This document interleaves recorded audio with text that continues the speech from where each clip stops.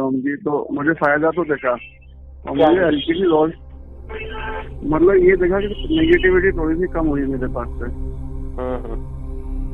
नहीं तो मैं हमेशा नेगेटिव रहता था, मतलब अंदर का अंतर मन हमेशा नेगेटिव रहता था, ऊपर से तो मैं भले से पॉजिटिव रहता विचारों हूँ, में लेकिन बहुत अंदर परिवर्तन आया ना सिर्फ दिया जलाने से। जी विचारों में बहुत सकारात्मक विचार आ रहे हैं ना अभी। हाँ, अब हाँ ये थे सकारात्मक विचार तो अब आ रहे हैं, ये तो है। बताए अभी क्या चाहते हो आप? यक्षिणी साधना करेंगे? मुझे तो कुछ नहीं पता कोई साधना करके मुझे क्या होगा, लेकिन बस ये है कि मुझे जुड़ना है, क्योंकि पॉजिटिविटी आ रही है। अब जो आप मार्गदर्शन करेंगे मैं वही मार्गदर्शन ले लूंगा आपसे।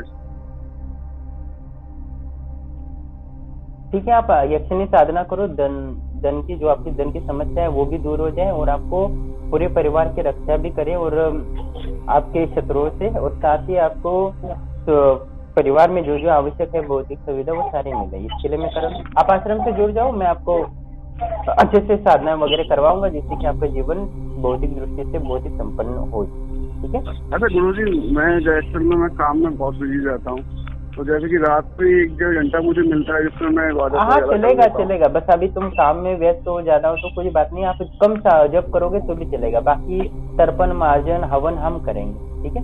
अच्छा तो आप, मैं आपके में देखो अभी मैं 1000 रुपये ट्रांसफर कर देता हूँ, मेरे पास जैसे धीरे धीरे आएंगे मैं ट्रांसफर करना स्टार्ट कर दूंगा। ठीक है, कोई बात नहीं, आप जितना भेज सकते हो उतना भेजो, मैं आपको बताता हूँ। आपको शक्ति, आपको मार्गदर्शन मिलता रहेगा, साथ ही ऊर्जा भी जैसे अभी मिला सिर्फ दिया जलाने से वो कंटिन्यू करते रहिएगा। ठीक है? अच्छा वो कंटिन्यू करता रहूँ दिया जलाने वाला। हाँ। अच्छा गुरुजी, मैं मुस्लिम हूँ, ऐसा कोई दिक्कत तो नहीं है? क्योंकि मैं नमाज भी पढ़ता हूँ। ईश्वर तो एक ही है ना सब। ठीक है? अच्छा नमाज भी पढ़ता हूँ मैं। हाँ नमाज भी पढ़ो ना, बिल्कुल बिस्मिल्लाहिर्रहमानिर्रहीम मैं भी पढ़ता हूँ भाई, मुस्लिम का मैं भी करता हूँ, मुझे भी सब याद पड़ता है। ठीक? अच्छा मैं भी बिस्मिल्लाह पढ़ता हूँ अल्लाह के लिए तरफ से। अच्छा ये तो साधना है, ईश्वर तो एक ही है ना हमारा, ये तो भगवान अलग अलग है, देवी देवता अलग।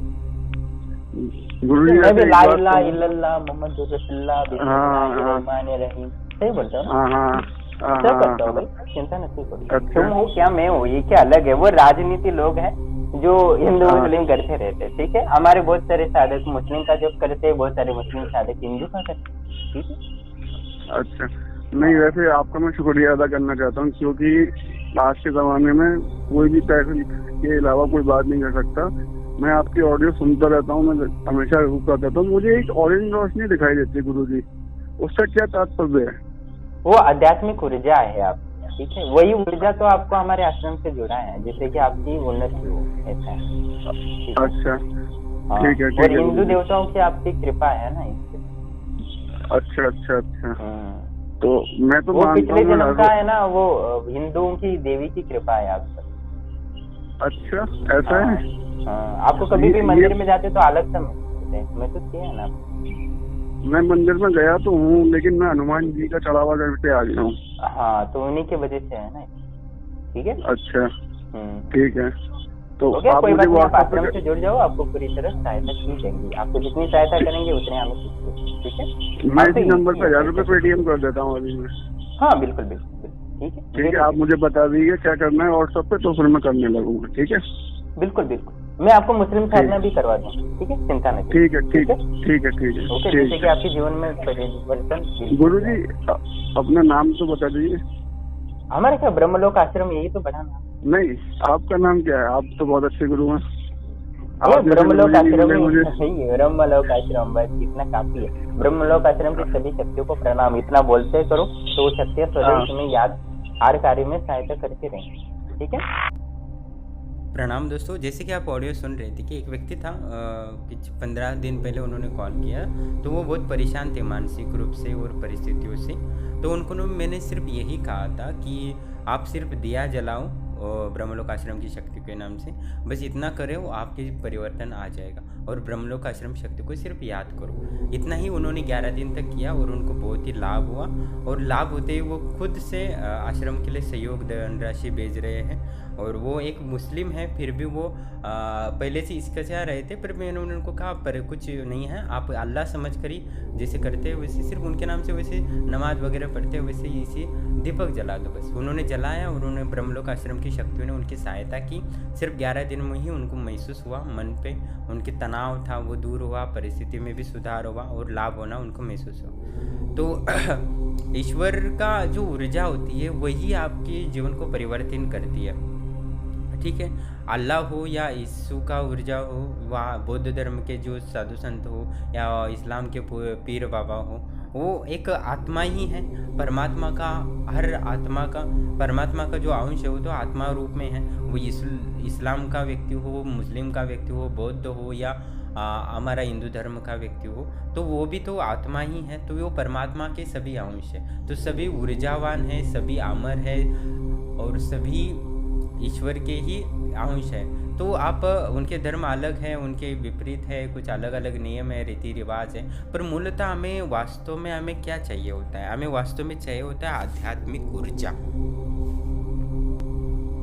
आध्यात्मिक ऊर्जा ही हमारे आत्मा को विकसित करता है, अपनी चेतना को विकसित कर सकता है। वो या कोई भूत प्रेत आध्यात्मिक ऊर्जा दे, या कोई यक्षिणी दे, या पिशाचिनी दे, या कोई देवी देवता दे, या ग्राम देवता दे, या भगवान स्वयं भगवान शिव या विष्णु या माँ देवी दे, माँ जगदम्बा दे, तो भी चलता है ना। अल्लाह दे तो भी वो ऊर्जा ही होता है। जैसे अग्नि होती है, वो मुस्लिम के लिए भी कार्य करती है, इस्लाम के लिए भी वही खाना पकाती है और वही बौद्धों के लिए भी कार्य करती है। तो ऊर्जा का कोई धर्म नहीं होता।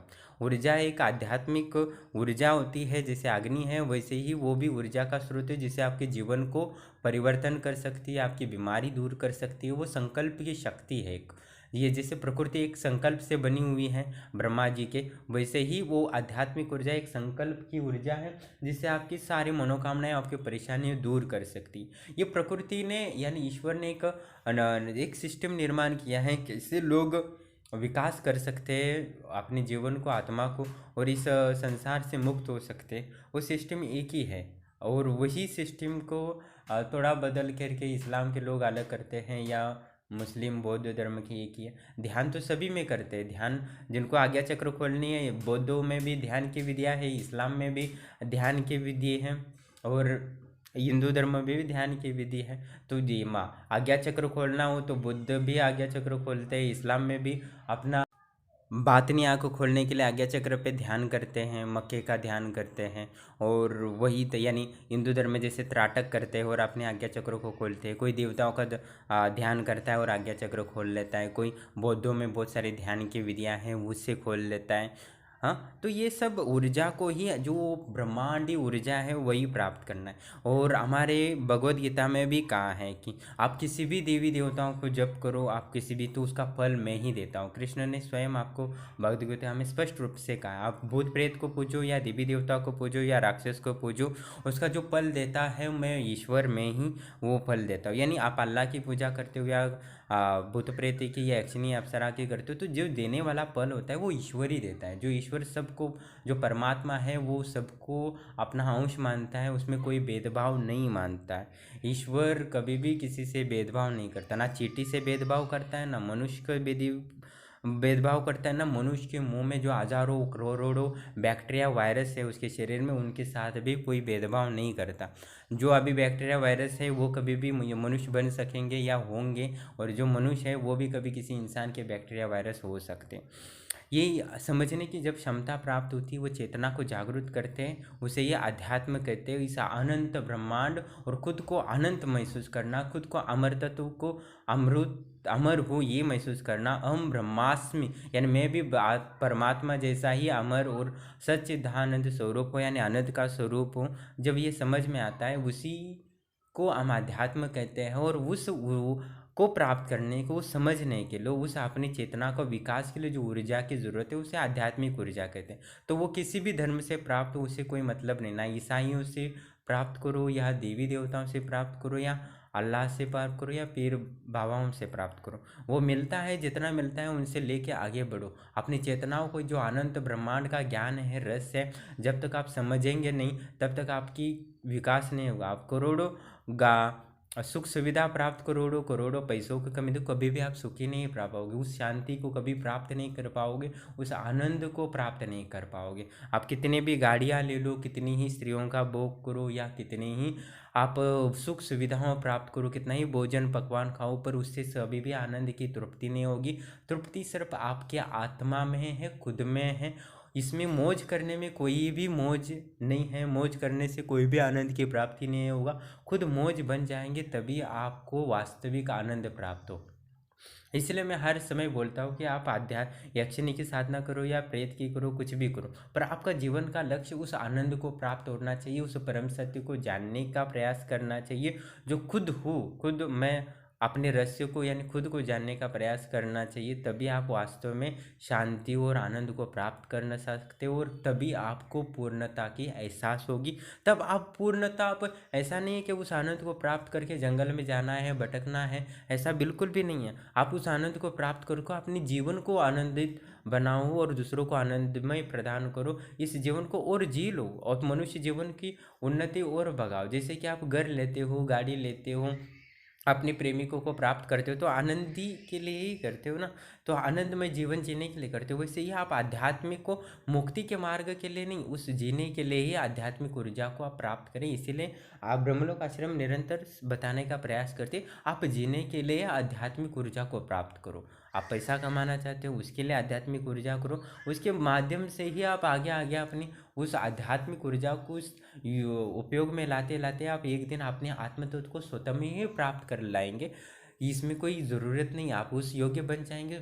ईश्वर स्वयं ही आपको उस आनंद का एहसास करा देगी, जो सबसे बड़ी चीज़ है इस ब्रह्मांड में, सबसे बड़ी चीज़ वही है। ठीक है। ब्रह्मलोक आश्रम शक्तियों के लिए कोई दीपक भी चढ़ाता है तो भी उसको लाभ होता है, आपको ये स्पष्ट है। बहुत सारे लोगों को अनुभव होते हैं, बहुत सारे लोग सिर्फ याद करते और सो जाते, तो ब्रह्मलोक आश्रम की शक्तियाँ उनको एहसास कराती हैं, उनके घर में जो नकारात्मक शक्तियाँ उनको भगा देती है। ऐसे बहुत सारे लोगों को लाभ हो रहा है, तो आप भी ब्रह्मलोक आश्रम शक्तियों का लाभ बिल्कुल ले सकते हो। बहुत सारे तांत्रिक या अघोरी उन जिनसे आप मिलते हैं, जो एस्ट्रोलॉजर होते हैं, वो बहुत सारा पैसा लेते हैं पर उनको कुछ भी लाभ नहीं होता। वही लाभ आप सिर्फ ब्रह्मलोक आश्रम की शक्ति को दिया या नित्य आप जो खाते हो, घर में बनाते हो, वही भोग लगाना है, साथ ही वही अगरबत्ती नित्य लगाना, उनका स्मरण करना है। और कोई भी मंत्र का आप जप करते हो, आप मुस्लिम हो तो मुस्लिम के मंत्र बिस्मिल्लाह पढ़कर भी आप जप करके समर्पित करते हो, तो भी ब्रह्मलोक आश्रम की शक्ति आपको सहायता करेंगी। तो आप बिल्कुल भी आपमें 1 रुपये भी खर्चा नहीं है, कुछ नहीं है, ना आश्रम को कुछ देना है शुल्क वगैरह, सिर्फ आपको वो आश्रम की शक्तियों से प्रार्थना करना है। भोग लगा के, दिया जला के, सरसों का या घी का भी दिया जला सकते हो। इससे आपकी आध्यात्मिक उन्नति होगी, आपके कार्य बनने शुरू हो जाएंगे। आपको स्वतः ही 11 दिन में आपको प्रमाण दिखने लगा है, बहुत सारे हर व्यक्ति को दिखने लगा है। बस किसी का कोई प्रॉब्लम ज़्यादा होती है, नकारात्मक ज़्यादा हो तो समय लग सकता है, सब बस 11 दिन से ज़्यादा नहीं लगता। तो आप निश्चित ही ब्रह्मलोक आश्रम की शक्तियों की सहायता लें। आपको कुछ दिक्कत आती है सहायता लेने में ब्रह्मलोक आश्रम की, तो आप डायरेक्ट दोपहर को 12 से 3 बजे डायरेक्ट कॉल करके आश्रम की शक्तियों से किस लाभ कैसे ले सकते हैं जानकारी ले सकते हो आप। ठीक है, धन्यवाद सभी को।